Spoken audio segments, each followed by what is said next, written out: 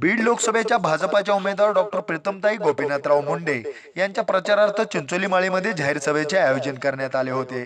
या प्रचार सभेला नामदार पंकजताई मुंडे यांच्यासह आमदार संगीता ठोंबरे, आंबासागरचे चेअरमन रमेशराव अडसकर, शिवसेनेचे बीड जिल्हा प्रमुख सचिन भैया मुळूक, भागवतराव कराड, संतोषदादा हंगे, ऋषिकेश भैया अडसकर, रमाकांत बापू मुंडे, विजयकांत मुंडे, सुनील आबा गलांडे, भगवान केदार, विष्णू घुले, भागवतराव नेटके, डॉक्टर योगिनी थोरात यांचीही व्यासपीठावर यावेळी प्रमुख उपस्थिती होती।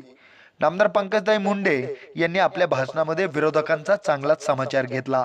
त्या म्हणाल्या की विरोधकांची सध्या बारामतीमध्ये धावपळ आणि मावळमध्ये पळापळ चालू आहे, परंतु प्रीतमताईंचा विजय मात्र निश्चित आहे।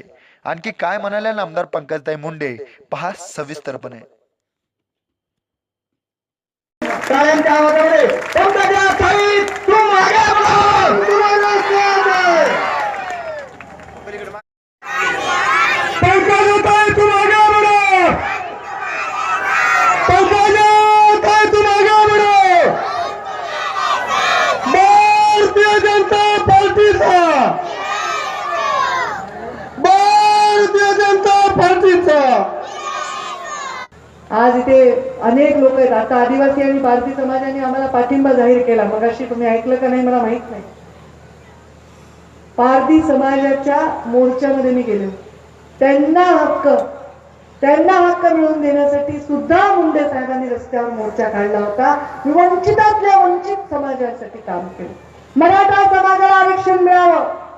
या मोर्चामध्ये अख्ख्या राज्यामध्ये मोर्चात जाऊन 22 मिनिटं भाषण करणारी तुमचीच लेख पंकजा गोपीनाथ मुंडे आहे।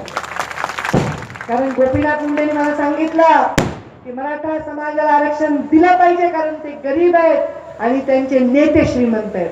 त्यांच्या नेत्यांनी स्वतःच्या लोकांना दाबून स्वतःच्या लोकांना कधी वाचा फुटू दिली नाही। त्यांना आरक्षण मिळालं पाहिजे, पण मराठा समाजाच्या लोकांना आरक्षण देताना ओबीसीला धक्का लागला नाही पाहिजे। का? कारण ओबीसीला धक्का लागला की मराठा आरक्षण हे 100% कोर्टामध्ये रिजेक्ट होईल, आणि हेच राष्ट्रवादीने केलं। त्यांनी ओबीसीला आरक्षण मराठाला आरक्षण देताना ओबीसीचा धक्का लावल्यामुळे त्यांचं आरक्षण रिजेक्ट झालं, आमच्या सरकारचं झालं नाही। धनगर समाजाला आरक्षण दिलं पाहिजे। माळेगावच्या मोर्चामध्ये मी बोलले, माझ्या शेजारी राष्ट्रवादीची सभा होती, आमच्या बंधूची, तिथे खुर्च्या टाकून सभा होती। माझी सभा तुफान उन्हामध्ये दंडक टाकायला पण जागा नव्हता, त्यांनी रात्रीतून सभा कॅन्सल केली, ते गेलेच नाही। कारण मी त्या समाजाला विश्वास दिला, धनगरांना, की तुम्हाला आरक्षण दिल्याशिवाय संरक्षण दिल्याशिवाय आम्ही मंत्रालयाची पायरी चढू शकत नाही, आणि बोलायला हिंमत नाही। सावता महाराजांच्या मंदिरासाठी माळी समाजाच्या मी गेले। माळी समाजाच्या सावता महाराज मंदिराचा विकास कधीच जन्मात झाला नव्हता, त्या मंदिराचा विकास केला। गहिनाथ गडाचा केला, नारायण गडाचा केला, कोणता समाज विचार केला? कधीच नाही। कपिल झाला निधी दिला, कधीच नाही। देवाची काय वाटणी, संतांची काय वाटणी, हे काय चाललंय राज्यात? छत्रपती शिवाजी महाराज कुणाविरुद्ध लढले? मोगलांविरुद्ध लढले का नाही? ते म्हणले असते नाही ना, मी फक्त याच जातीच्या लोकांना घेऊन जाणार, तर आपण हिंदवी स्वराज्य स्थापन करू शकलो असतं का? हे फार ब्रिटिशाच्या औलादी येते काँग्रेसचे लोक। या ब्रिटिशाच्या औलादीने हद्दपार करा। त्यांनी ब्रिटिश केलं आणि यांच्या हातात सत्ता आली। यांनी या देशाला धर्मावर उभी रेघ मारली। भाजप धर्माच्या विरोधात आहे, भाजप मुसलमानाच्या विरोधात आहे, आणि राष्ट्रवादी त्यांचे पिल्लू त्यांनी तुकडे आडवे करायला सुरुवात केली। तुम्ही धर्मावर विभागा, आम्ही जातीवर विभागतो, छोटे छोटे छोटे तुकडे समाजाचे करू। आता मी तर प्रचाराला गेले होते हिंगोलीला, दोन्ही मराठा समाजाचे उमेदवार आहेत, तिथं दुसराच वाद सुरू आहे। ते काय मला माहित नाही, पाटील आणि नॉन पाटील असा वाद सुरू आहे। मला काय करावं म्हणतो, डोकंच फिरलं। म्हणजे मला वाटायलंय ग्रामपंचायतच्या साईजचे लोकसभेचे उमेदवार ग्रामपंचायतच्या वॉर्ड एवढे केले पाहिजे, तर मग प्रत्येक जातीला प्रतिनिधित्व मिळेल। अरे जातीचं प्रतिनिधित्व नाही, मातीचं प्रतिनिधित्व। पहिले मी या बीड जिल्ह्याच्या मातीचे, मग महाराष्ट्राच्या आणि देशाच्या माती। बीड जिल्ह्याचा विकास माझ्यासाठी प्रथम आहे, महाराष्ट्राच्या सामान्य वंचितांचा विकास माझ्यासाठी आहे, आणि मग माझ्या देशाच्या पातळीवरच्या माझ्या भूमिका महत्वाच्या आहे। आणि हे काय करायला, त्यांच्याकडे बोलायला काही नाही। प्रीतम गोपीनाथ मुंडेच का नाव लावलं? तुम्ही काय नाव लावता? तुमच्या मतदार यादीत, तुमच्या पॅन कार्डवर, तुमच्या आधार कार्डवर कुणाचं नाव आहे? एक तर बायकोच्या नवऱ्याचं असेल, नाही तर बापाचं असेल।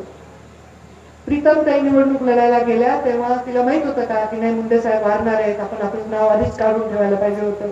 मतदार यादीत नाव होतं प्रीतम गोपीनाथ मुंडे, 18 वर्षाचे सण लागलेले, तेच नाव आहे माझंही, तेच नाव मतदार यादीत होतं, ते लागलं. तुम्ही कोण ठरवणार आहे प्रीतम गोपीनाथ मुंडे? मुलीने बाबाचं नाव लावायचं नाही का? मला तुम्हाला विचारायचं इथे एवढ्या मुली बसल्या, मुलीने बाबाचं नाव लावायचं नाही का? आणि आमच्या बापाला आम्ही तिघी मुली आहेत, आम्ही आमच्या जीवनाच्या शेवटच्या श्वासापर्यंत गोपीनाथ मुंडे हे नाव लावणार. त्याने ऊस तरी तोडला असता तरी तेच नाव लावणार. तुम्हाला अभिमान आहे का नाही गोपीनाथ मुंडे हे नाव आम्ही लावतो? तुम्हाला अभिमान आहे का? वाईट वाटतं तुम्हाला? तुम्हाला मुंडे साहेबांचं नाव घेतल्यावर बरं वाटतंय, ऊर भरून येतंय का लाज वाटते का आनंद वाटते? काय वाटतं तुम्हाला? मग ते नाव रोज ऐकायला बरं वाटतंय का नाही? प्रत्येक पत्रावरती सही गोपीनाथ मुंडेच्या. माझा नवरा हसला परवा, त्यांनी सांगितलं अरे काय आरोप आहे गोपीनाथ मुंडे नाव लावायचं नाही. काड्या मारायला किती लोक हे फालतू आहेत. म्हणजे आम्हाला आमची मुले आहेत ना, ते लावायला येत नाही त्यांच्या घराण्याचं नाव लावायला का नाही? आमच्या बाबाचं नाव का नाही लावायचं? कुठल्या जगात आहे अशा फालतू विचार? म्हणजे घराणेशाही आहे इथे बीड जिल्ह्यामध्ये. प्रीतम मुंडे आणि पंकजा मुंडेची घराणेशाही. बीड जिल्ह्यातून बाहेर गेलं की नगर जिल्ह्यात म्हणायचं सुजय विखेंनी असा चुकीचा पक्ष सोडायला नाही पाहिजे. आणि तुम्ही स्वतः काय करता, दुसऱ्यांना काय सांगता? लोकांसांगे ब्रह्मज्ञान, स्वतः कोरडे पाषाण. म्हणजे लोकांना सांगायचं पक्ष फोडायचा नाही, तुम्ही मात्र पक्ष फोडायचा, घर फोडायचे, स्वतःच्या काकाला फोडायचं, दुसऱ्याचे जयदनंदाचं घर फोडायचं, स्वतः तुम्ही सगळं करायचं आणि दुसऱ्यांनी नाही करायचं. ते विखे पाटलांना सल्ले द्यायचे, स्वतःही तेच केलं. आता सांगितलं इथे घराणेशाही आहे, तिथं जाऊन म्हणायचं मात्र पार्थ पवार आणि रोहित पवार, वा वा वा. हा ती घराणेशाही नाही. असू दे, त्यांची घराणेशाही त्यांना लटला, त्यांच्या स्वतःच्या जीवावर तरी आहे ना. शरद पवारांनी काँग्रेसमधनं पक्ष फोडून राष्ट्रवादी बनवली, त्यांच्या स्वतःच्या जीवावर आहे ना. पण आमच्या भावाला घेण्याचं मोठं पाप त्यांच्याकडून झालं, राष्ट्रवादीला ग्रहणच झालं. बरोबर आहे का? किती राष्ट्रवादीचे आमदार होते? 5 आणि 31 बिचारी भाजपची होते की नाही? आता काय चित्र आहे? 5 होते भाजपचे आहेत आणि राष्ट्रवादीचा 1 होता, ते पण ठेंगा झाला, ठेंगा. अरे तुमचा पायगुण. ते आमच्याकडे होते, आम्हाला सत्ताच नव्हती. त्यांनी राजकारणात निवडणूक लढण्यापासून सत्ता मिळाली, आता त्या राष्ट्रवादीचे तेच हाल व्हायचे. तिकडे मोहिते पाटील सोडून गेले, तिकडे महारामधनं पवार साहेबांना माघार घ्यावी लागली, मावळमध्ये पळापळ चालू आहे, बारामतीमध्ये धावपळ चालू आहे. अरे काय हे असे रोज दर किलोमीटरला स्वतःची भूमिका बदलणारे हे नेते या जिल्ह्याला कुठेच बदलू शकणार नाही. या जिल्ह्याला बदलायची हिंमत आमच्याकडे. मी तुमच्या रस्त्यावरचे खड्डे बुजवले ना, मी खड्डेमुक्त जिल्हा केला ना, मला या जिल्ह्याच्या कपाळावर लागलेला जो मागासलेपणाचा कलंक आहे तो पुसून टाकायचा. एवढी संधी 5 वर्षाची आणखी पाहिजे. कारण 70 वर्षाचं खरकट 5 वर्षात काढता येत नाही. मला हे खरकट काढण्यासाठी संधी पाहिजे. मी करून दाखवलं म्हणून मागते, तुमच्या डोळ्यासमोर विकास म्हणून मागते. आणि प्रीतम मुंडे माझी धाकटी बहीण आहे. धाकटी बहीण लेकरासारखी असते. लेकराला काही लागलं तर आईवडिलांना जास्त त्रास होतो. मला कोणी वाईट वागलं, मला कोणी काही म्हणलं, मी फार त्याची दखल घेत नाही. खूप 10 स्टेटमेंट कोणी दिले तर मी उत्तर देत असते. आता मी उत्तर द्यायले कारण इलेक्शन आहे, रोज कुणीतरी काहीतरी आरोप करते माझ्या. वैद्यनाथ कारखाना जप्त झाला. कुठं जप्त झाला वैद्यनाथ कारखाना? खोटं बोल पण रेटून बोल. आणि स्वतः कारखाना काय लोकांच्या जमिनी हडपल्या तुम्ही चोरांनो. हो आम्ही नुकसान का, आम्हाला पैसे लोन मिळायला उशीर झाला, FRP द्यायला उशीर झाला, पण माझ्या शेतकऱ्याला माहितीये की आमच्या पंकजाताई कुणाचा रुपया आवडणार नाही. गोपीनाथ मुंडेची लेख आहे. अरे मी जमीन विकीन, घर विकीन, पण मी कुणाचा पैसा कधी जीवनामध्ये पुरवणार नाही. आज तर आमच्या भावानी असं स्टेटमेंट केलंय की 100 एकर जमीन विकली म्हणे. मी मला आधी 100 एकर जमीन होती का हे दाखवा. काही बोलायचं, रोज काहीतरी बोलायचं. मला तर काही खरं नाही वाटत. या राष्ट्रवादीच्या लोकांचं डोकं फिरलंय. मी सांगते तुम्हाला, ते भ्रष्टवादी म्हणत होते मी त्यांना, आता मी त्यांना बुद्धी भ्रष्टवादी म्हणायला लागलेली. त्यांची बुद्धी भ्रष्ट झालेली. त्यांना त्यांचा पराभव दिसतोय, राज्यामध्ये पराभव दिसतोय. आता त्यांना एकच पडलंय, पंकजा मुंडेचं बघा त्यांना त्रास दिला, मला त्रास झाला तर तुम्ही ऐकणार आहेत का? तुम्ही सहन करणार आहेत का? तुम्ही मला अंतर देणार आहेत का? तुम्ही कोणी असाल, तुम्ही मस्ताजोगचे असाल, नाही तर तुम्ही टाकळीचे असाल, नाही तर तुम्ही कुठले असाल, तुमचं आडनाव काही असेल, तुम्ही कोणताही झेंडा घेतला असेल, भगवा घेतला असेल, हिरवा घेतला असेल, पिवळा घेतला असेल, निळा घेतला असेल, तुम्ही मला अंतर देणार आहेत का? हा माझा प्रश्न आहे. मला अंतर देणं म्हणजे विकासाला अंतर देणं आहे. प्रीतमताईंना अंतर देणं म्हणजे या जिल्ह्याच्या भविष्याला अंतर देणं आहे. हे तुम्ही कधीही करणार नाही, त्याचा मला विश्वास आहे.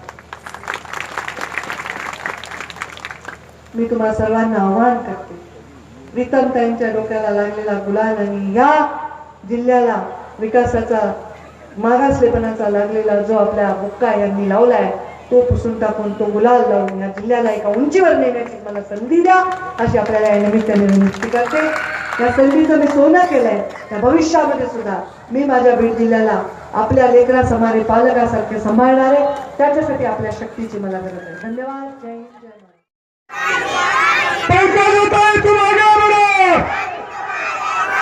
तुम आगे बढ़ो, तुम आगे बढ़ो. भारतीय जनता पार्टीचा, भारतीय जनता न्यूज वन महाराष्ट्र.